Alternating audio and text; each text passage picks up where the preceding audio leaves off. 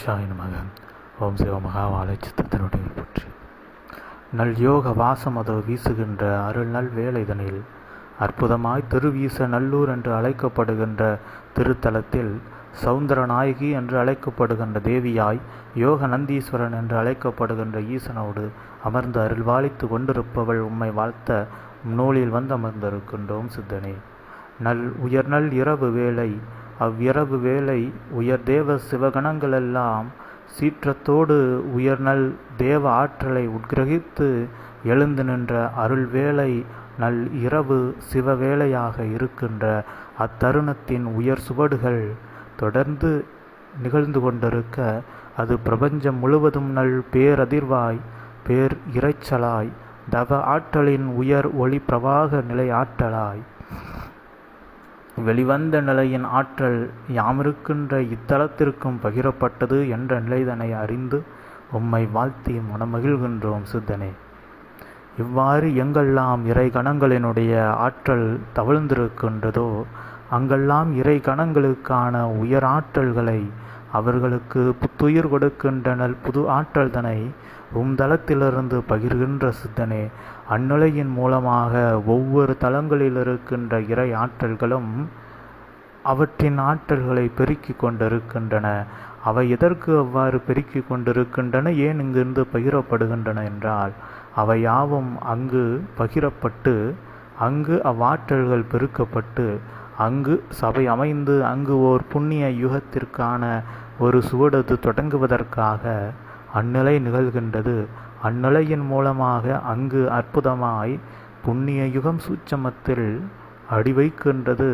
அவ்வாறு சூட்சமத்தில் அடிவைத்த நிலையானது இயல்பில் புண்ணிய யுகமாய் நீர் அங்கு அடிவைக்கின்ற பொழுது அருள் அற்புதமாயும் சபை கணங்களோடு சீடர்கள் அடிவைக்கின்ற பொழுது அது உண்மையான சத்திய யுகமாக அத்தலத்தில் மாறியிருக்கும். அவ்வாறு மாறியிருக்கின்ற ஒவ்வொரு அருள் நல் நிகழ்வையும் விரைவாக செய்ய நல் உயர் கணங்களை விரைந்து செயலாற்றச் சொன்ன சித்தனே, அகமாற உம்மை வாழ்த்தி மனமகிழ்கின்றோம். ஒவ்வொருவருக்கும் ஒவ்வொரு நிலைகளின் மீது ஆசை ஆசையே வேண்டாம் என்ற நிலையில் கூட பேரவா கொண்டு அவ்வாசையை தொலைப்பதற்காக அவா என்ற ஓர் ஆசை கொண்டு பின்பு தாம் வைத்திருக்கின்ற அனைத்து ஆசைகளையும் தவறான வழிகளில் செலுத்தி நின்று ஒவ்வொருவரும் தமக்குள் இருக்கின்ற ஆசையை விடுவதற்கு வழி இல்லாது, அதனை ஏற்றுக்கொள்வதும் வழி இல்லாது, ஆசைப்பட்டால் துன்பம் வருகின்றது, துன்பம் வந்தால் ஆசை வருகின்றது என்ற நிலையை எல்லாம் உள்ளுக்குள் ஏற்று உள்ளுக்குள் அங்கும் இங்குமாக அலைபாய்ந்து கொண்டு இருக்கின்ற வேளைதனில் ஏற்ற அவ்வாசை நிலைகளையெல்லாம் விடுத்து நிற்க வேண்டும். அது விருப்பமில்லாது நிற்க வேண்டும். அது எவ்வாறு விருப்பமில்லாது நிற்க வேண்டும் என்றால், தம்முடைய கர்ம பணிகளை செயல் ஆற்றுகின்ற பொழுது அற்புதமாய் எந்நிலையின் மீதும் பற்று இல்லாது அருள் அற்புதமான தம் வாழ்வினுடைய செயல்களை மட்டும் செய்து கொண்டு உயர்நிலையாய் தம்முடைய இறைநிலை கொண்ட ஆற்றலை எவ்வாறு பெருக்குவது என்று வழி தெரிந்தால் அதனையும் மேற்கொண்டு அவ்வழியில் செல்வதே உயர்நல் யோக வாழ்வாக இருக்கும். அந்நிலையே ஆசையை வெல்வதற்கான எளிய நிலையும் கூட.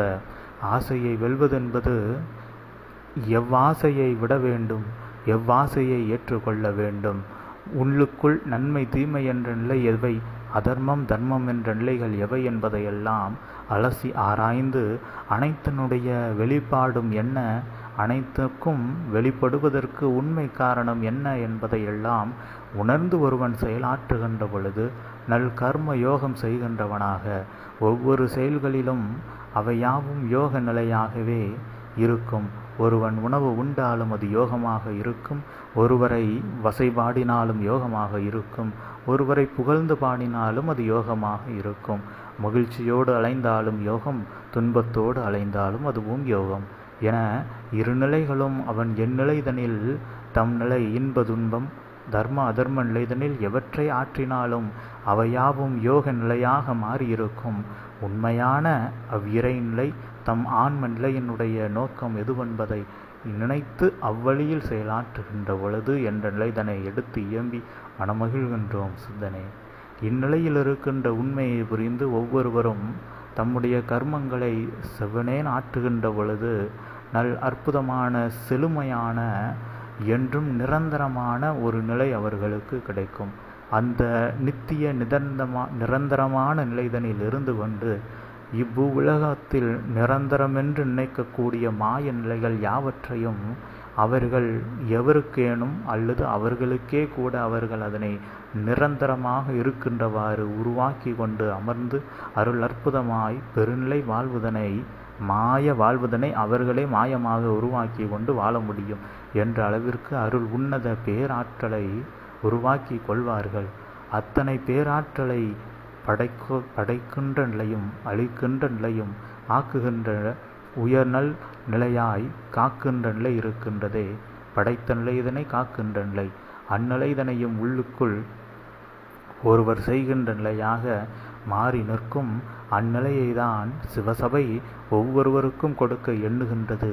அக்கொடுக்க நினைக்கின்ற அந்நிலையை விட்டுவிட்டு சிறிய சிறிய மனித நிலை சிறிய சிறிய மனித நிலைகளுக்குள் சென்று அலைவாய்ந்து அல்லல்பட்டு இருப்பதை விட அவ்வுயர் வழிக்கான வழி எதுவென்பதை கேட்டு அவ்வழியில் பயணிக்கின்ற பொழுது அருள் அற்புதமான உயர்ஞான யோக வாழ்வு யாவருக்கும் கிட்டியிருக்கும் என்ற நிலைதனை அகமாற அதிகாலை வேலைதனில் சித்தனே உம்மை வாழ்த்துகின்ற வேலைதனில் எடுத்து உரைத்ததில் மனமகிழ்ந்து அமர்கின்றோம்.